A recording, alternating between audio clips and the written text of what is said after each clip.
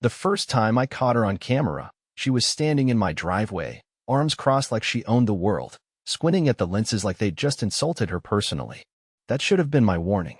But back then, I still believed my HOA president, Cheryl Vanders, was just another overbearing busybody with too much time on her hands. I didn't realize she was a full-blown tyrant wrapped in floral blouses and fake smiles. My name's Benton Mays. I'm a 38-year-old paramedic and homeowner in the Maple Ridge community over in northern Arizona. When I bought the house, I thought the quiet cul-de-sac and trimmed hedges meant peace. I didn't know the devil herself ran the HOA board out of her kitchen like a mafia boss. It started with parking. I work night shifts. Sometimes I come home at 4 in the morning. One night, I parked my truck slightly angled in my own driveway, nose peeking 2, maybe 3 inches over the sidewalk. Next afternoon, I found a violation notice duct taped to my garage door. Duct taped, not tucked into the mailbox. Not even politely handed over. Like it was some wartime poster. Improper vehicle alignment. First warning, it said. Signed, of course, by Cheryl Vanders. I ignored it. Figured she needed a hobby.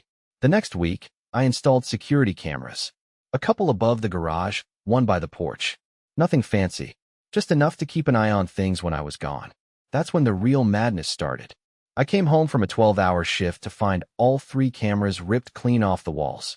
One of them was dangling by the wire, spinning in the wind like a cracked wind chime. I checked the footage from the cloud backup. There she was. Cheryl. Middle-aged, bleach blonde bob, white capri pants, and a floral cardigan. She marched up my driveway with a stepladder and a broomstick. Knocked the first camera down like she was swatting a hornet's nest. Then the next. Then the third. She didn't even try to hide her face. I was staring at the footage, mouth open, when my neighbor Pete came over.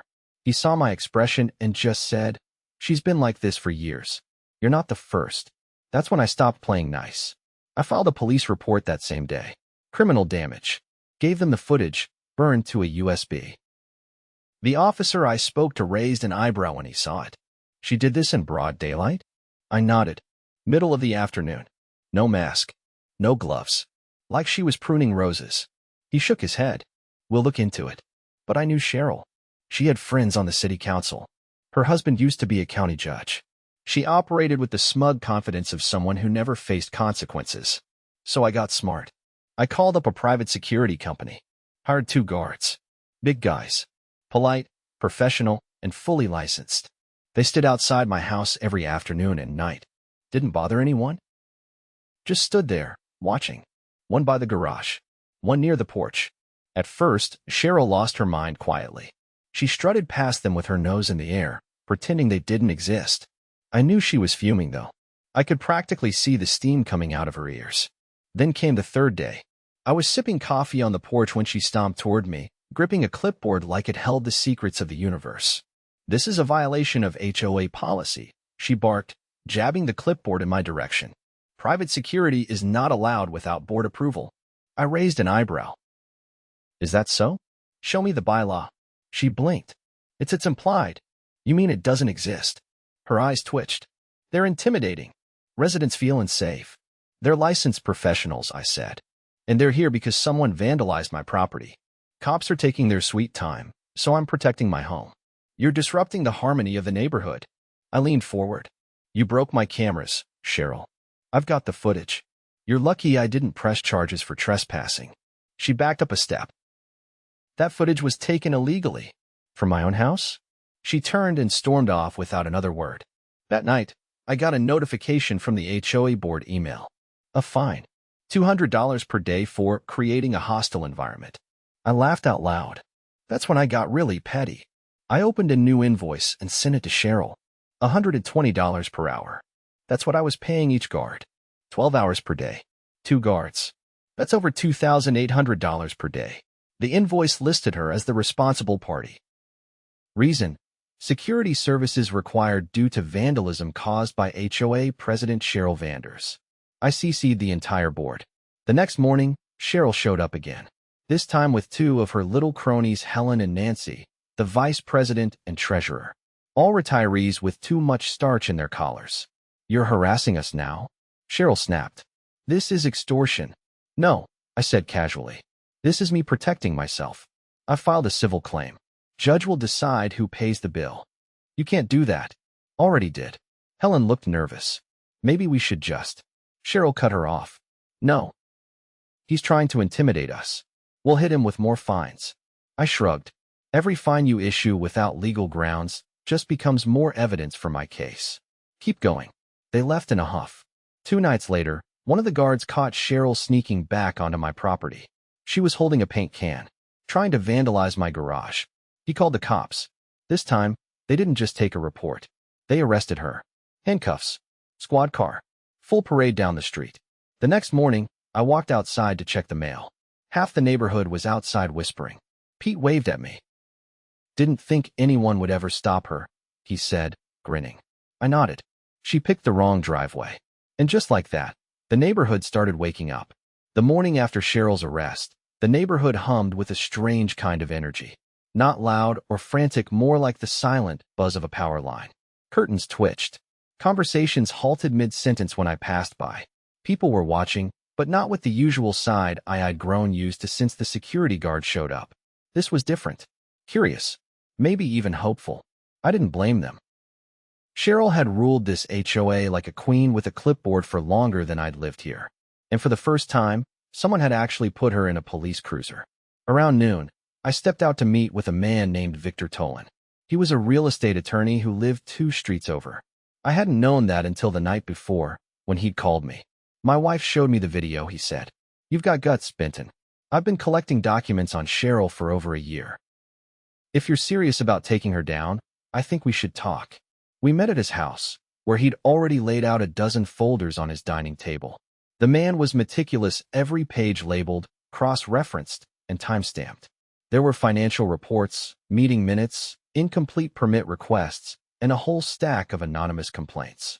She's been diverting HOA funds, Victor said, tapping a folder labeled Landscape Budget 2022. Look here, $48,000 paid to a company called Greenworld Services, supposedly for tree trimming in common areas. I leaned over the page. We don't even have trees in half those places. Exactly. And Greenworld doesn't exist. It's a shell company registered to a P.O. box in Flagstaff. I did a little digging. Turns out Cheryl's nephew owns the P.O. box. You're kidding. Victor shook his head. She's been laundering HOA money through fake contracts. Landscaping, pest control, even community events that never happened. And the board? They either don't know or don't care. She's been bleeding this place dry. And no one stopped her because she knows the system better than anyone else. But now, with the vandalism charges and your security invoices, we've got leverage. We spent the next 3 hours organizing everything into a timeline. I took photos of every document, uploaded them to an encrypted drive, and shared the link with Victor and a few trusted neighbors. By evening, word had spread. Tony from across the street came by with a stack of old newsletters. I kept these because I didn't trust her, he said. Check the dates. She retroactively changed some of the meeting outcomes weeks after they happened. Then Linda, the retired schoolteacher who lived on the corner, walked over with a sealed manila envelope. I was the secretary before Cheryl forced me off the board. She said it was due to procedural incompatibility, but really, I disagreed with her use of discretionary funds. I've got copies of all the original meeting notes. She's been doctoring the official versions. It was like someone had opened a valve. After years of quiet frustration, people were finally ready to talk. They just needed someone to throw the first punch. 2 days later, Cheryl posted bail. She didn't come straight home. Instead, she made a detour to the community clubhouse, probably trying to salvage what was left of her little empire. That evening, an emergency board meeting was announced.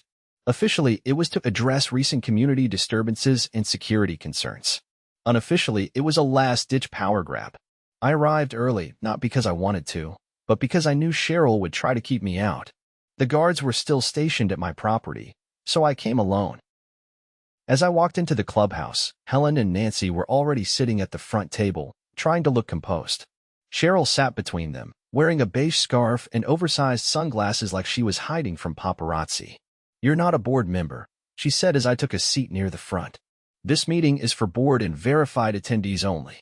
I raised an eyebrow.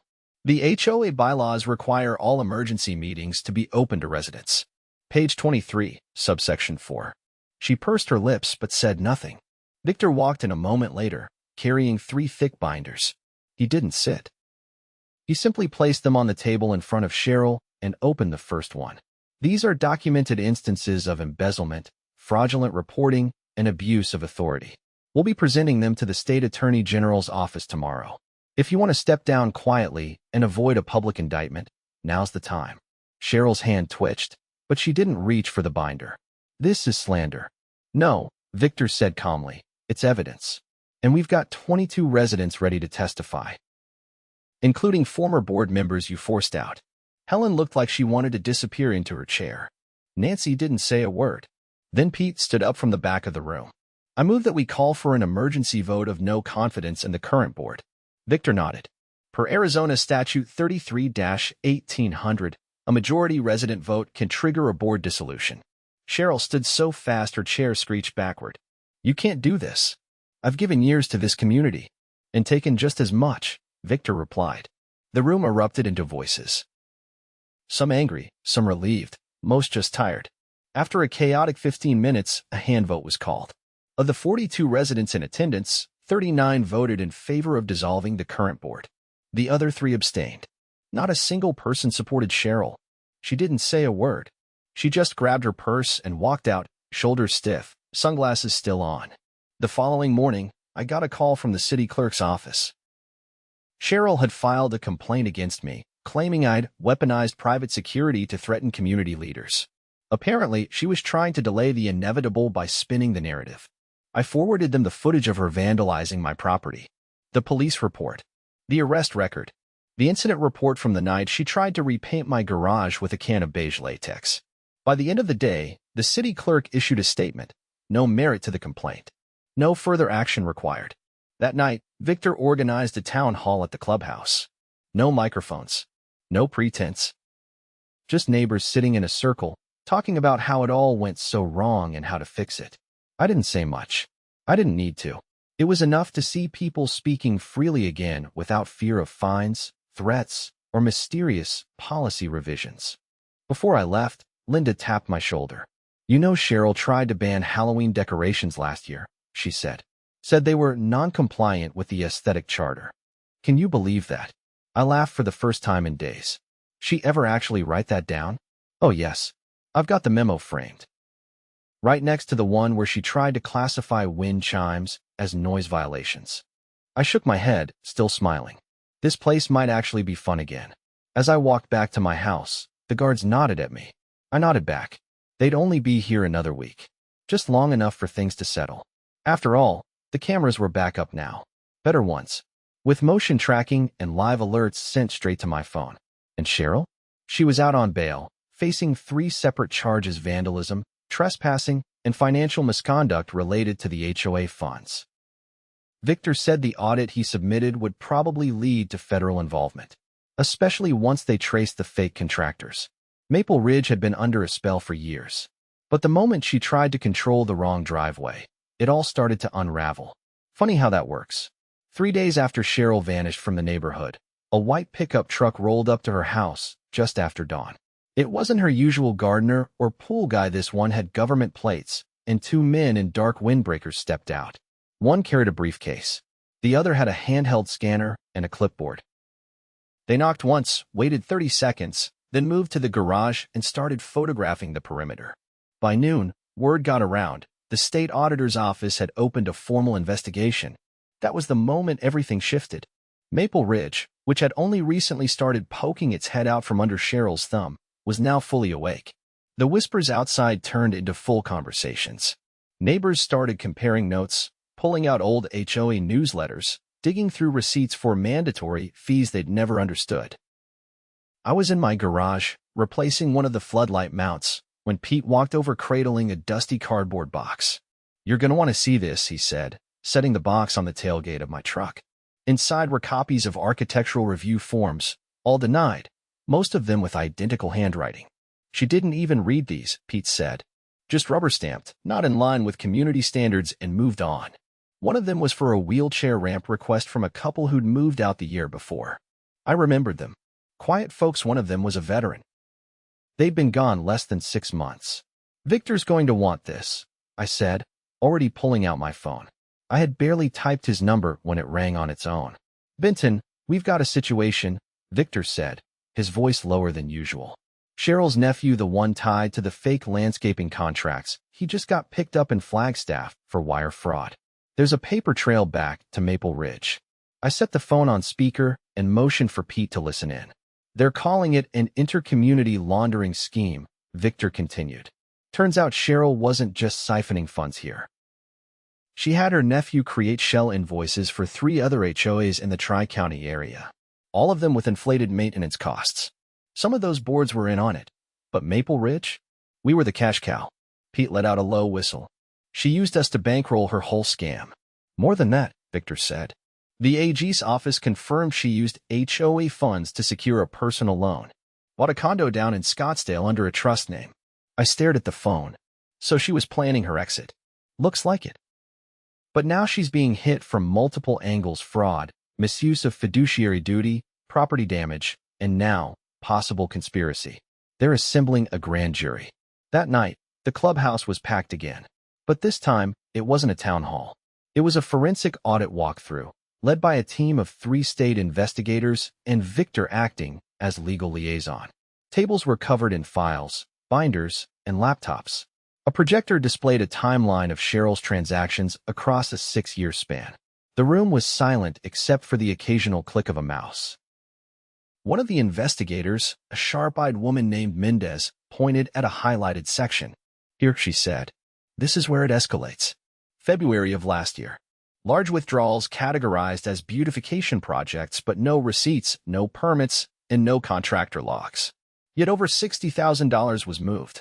Linda, seated near the front, raised her hand timidly. That's when she said she was installing new lighting at the dog park. But nothing changed. Mendez nodded. "Because the lighting project never existed. That $60,000 went into a private escrow account under the name Mariposa Holdings. Cheryl's name is listed as the trustee." There was a ripple of stunned silence. Then someone at the back let out a short, bitter laugh. "All those fines she handed out, and she was stealing from us the whole time." Victor stepped forward. "This is the point where we begin compiling victim impact statements. If you received a fine under false pretenses or were denied a legitimate request without explanation, now's the time to speak up." Hands began rising across the room. Maria, the single mom 2 houses down from me, stepped up to the mic. "She fined me for putting up a child safety gate on my porch. Said it violated decorative uniformity. I was told I'd be sent to collections if I didn't pay." Next was a man I didn't recognize. He introduced himself as Alan. "She denied me solar panels. Said they'd disrupt the street's aesthetic. I later found out 2 other houses had them installed, but only after giving her consulting donations." One after another, the stories poured out. What emerged wasn't just corruption, it was a pattern of targeted abuse. She went after the vulnerable, the quiet, the ones least likely to push back. And when she felt challenged, she retaliated. The final speaker that night was an older woman named Dorothy. She used a cane and wore a navy blue cardigan with a faded hospital badge clipped to her collar. "I'm a retired nurse," she said, voice steady. 3 years ago, I filed a complaint after Cheryl banned overnight parking for caregivers. My husband was dying at home, and I needed my niece to stay with us.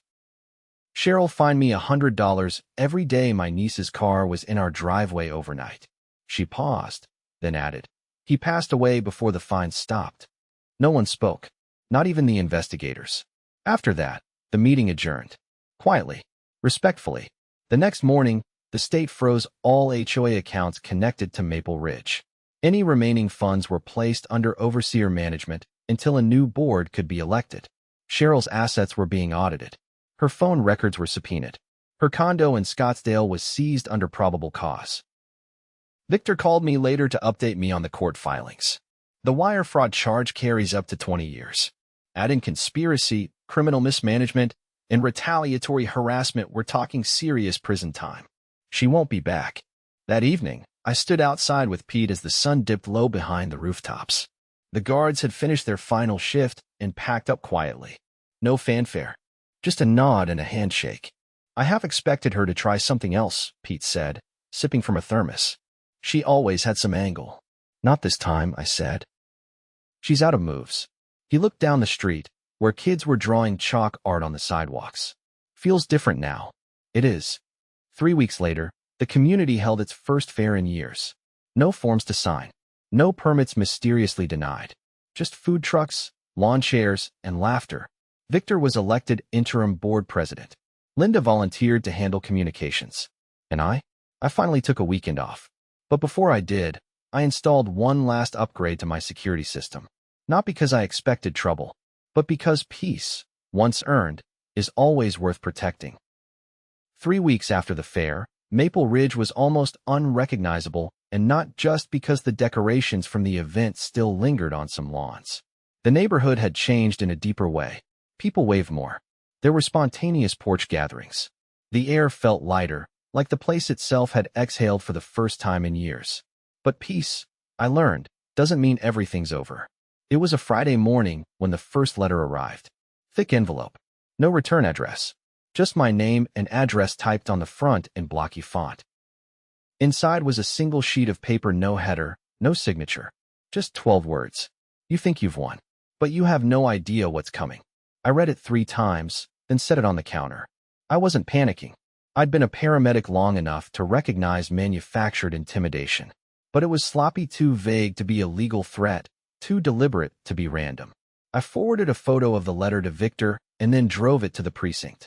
The officer at the front desk logged it without much ceremony, but he scribbled something on the back of the intake form before handing me a carbon copy. "You're not the first," he said, voice low. "We've had a few of these in the past week. All from your neighborhood." He didn't need to say Cheryl's name. We both knew where the trail led. Later that afternoon, Victor called. "I've been in touch with the district attorney," he said. "Turns out Cheryl's legal team tried to file a motion to suppress the HOA financial records. Their argument? That the documents were unlawfully obtained by residents without subpoena authority. Did the judge buy it? Not for a second. He shut it down before her attorney could finish the sentence. That should have been the end of it.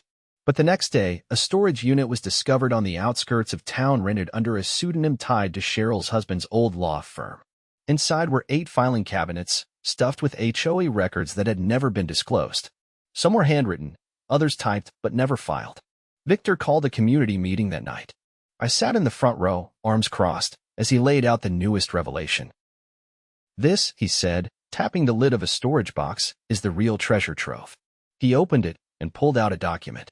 This is a signed agreement between the HOA and a private developer dated 5 years ago.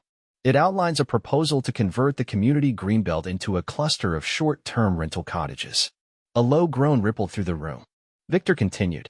The board at the time rejected it unanimously. But Cheryl held onto the paperwork, and based on the annotations in the margins, she was trying to push it through again before her arrest.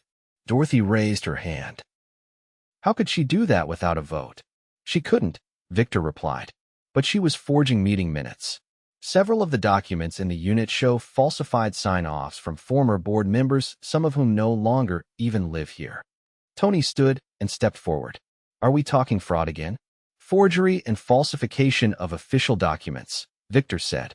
And with HOA funds potentially involved in securing the land use appraisals, it's now being investigated as attempted real estate fraud. This time, even the investigators didn't wait. 2 days later, Cheryl was taken back into custody, this time by federal agents. The charges now included obstruction of justice, misuse of public trust, and conspiracy to defraud a municipal zoning board. She didn't get bail.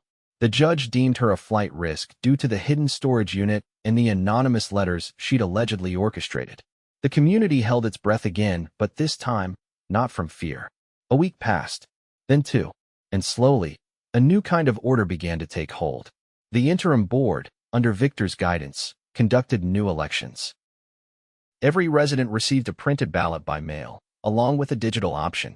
Linda was elected secretary again, and Pete, surprising everyone, volunteered for the maintenance oversight role. He said he was tired of watching bad decisions from his porch and figured it was time to be part of the solution. As for me, I was asked to join the new compliance committee. I declined. I'm better with a wrench and a camera than a clipboard, I told them. Instead, I offered to install free security systems for any resident who wanted one. Within a month, over 30 homes had new setups, each one linked to a community-wide cloud archive that Victor helped coordinate with a local tech nonprofit. We called it the Maple Watch. It wasn't just about keeping an eye on things. It was about reclaiming what had been stolen: transparency, trust, control over our own homes. Then, on a cool Thursday morning, the final nail in Cheryl's coffin arrived not with a bang, but with a certified letter from the state attorney's office. Victor hosted a small gathering that night, just a few of us on his back patio. He passed the letter around like it was a relic. It was a formal restitution order. Cheryl had agreed to a plea deal. In exchange for a reduced sentence of 6 years in state prison, she would forfeit all remaining personal assets purchased through HOA funds. This included the Scottsdale condo, her bank accounts connected to Mariposa Holdings, and a lien placed on her Maple Ridge home. The restitution was earmarked for the neighborhood, not just to cover legal fees, but to repair the damage she'd caused physically, financially, and emotionally. "She'll be in a jumpsuit by the end of the month," Victor said, setting down his glass. "No more loopholes. No more boardroom charades." Pete leaned back in his chair. "Think she'll ever come back?" "No," I said, not because I had any inside knowledge, just because I knew the type. Cheryl had built her kingdom on fear, manipulation, and secrecy. Without power, she had nothing left worth returning to. A few days later, I walked through the greenbelt that had almost been turned into rental cottages. The grass was patchy in places, and the benches needed staining, but it felt real again. A group of kids played tag between the trees. One of the parents sat nearby, watching with a relaxed ease that hadn't existed a few months ago. I stopped near the old HOA bulletin board, the same one Cheryl used to plaster with threats disguised as updates. Now it held only a single flyer: neighborhood movie night. This Saturday at dusk. Popcorn provided. Bring a lawn chair. I stood there for a while, just letting it sink in. Then I pulled out my phone and opened the Maple Watch app. Live feeds from dozens of doorbells and cameras dotted the screen, each one pulsing quietly like a heartbeat. We weren't just watching anymore. We were awake.